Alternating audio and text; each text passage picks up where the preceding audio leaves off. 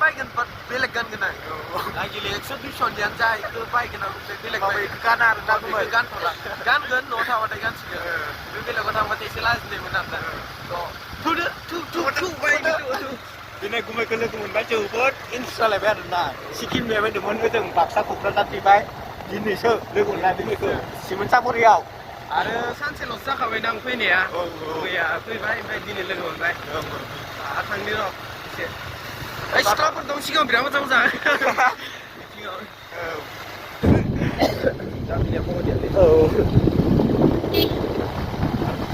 नुबायना गुमैमोननि गामियाव बायदिसिना थायो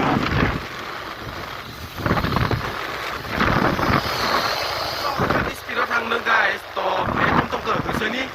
लेट्स ट्राइ जोंनाबो टमटमानो ना माबायदि आखाइ खबरा सालायो गुमैखौ गाखोखानो हायोसो लांनोसै आङो So guys अभी हम लोग जा रहे हैं कहाँ जा रहे हैं फंक्शन में यस हम लोग अभी जा रहे हैं फंक्शन में तो देखते हैं गाइस क्या रिएक्शन मिलते हैं आज तो बहुत अच्छा लड़की मिलेगा तो गाइस शायद होगा चलो गाइस देखते हैं पहले एक जैकेट करते तो वो ट्रेंडिंग वाला जैकेट बहुत खतरनाक हो गया तो इसीलिए आज नया करने के लिए जा रहा हूँ तो चलिए गाइस चलिए गाइस चलिए फुल भिडिअ नुगोन नोंनिखौ फुल भिडिअ फुल आं खेला खानायखौ आसुजोब्बायलै माना थांगोन बिराद गोलाव जाबाय बिराद गोलाव जाबाय नै खावलायानो गैला आंना हरनाय खोमा फिसा धरनी सापुरी जा रहा है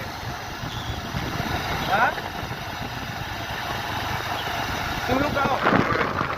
गोसाखायाखै दङ मोननै आं दुगैना फैदों ना गुमैया खम फैबाय गोजांनानै खम फैबाय गस्ला बायनो फैनाया गानग्रासोना गस्लाखौ खम जाबाय माने तुझसे ही राहता है तुझसे ही चाहता है टिटिट बुम बुम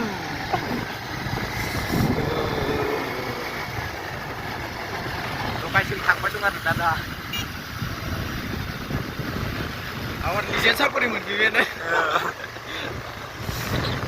बिराद गिदिर खानाय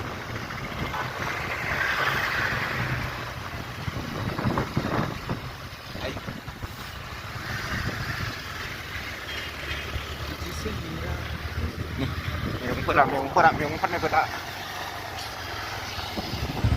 दंखाजोबो फुरा दंखायो दै गस्ला नै दै गस्लाखौ जों निदियाव हाबा आरोना दा हाबनांगौ जागोन दा लासिं दा जालायगोन आदा दरनियाव थांनि र' बिराद लासो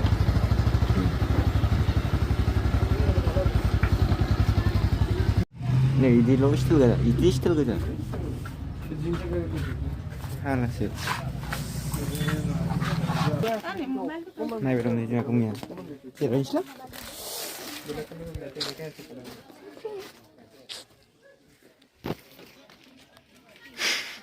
खरसा जादों गुमै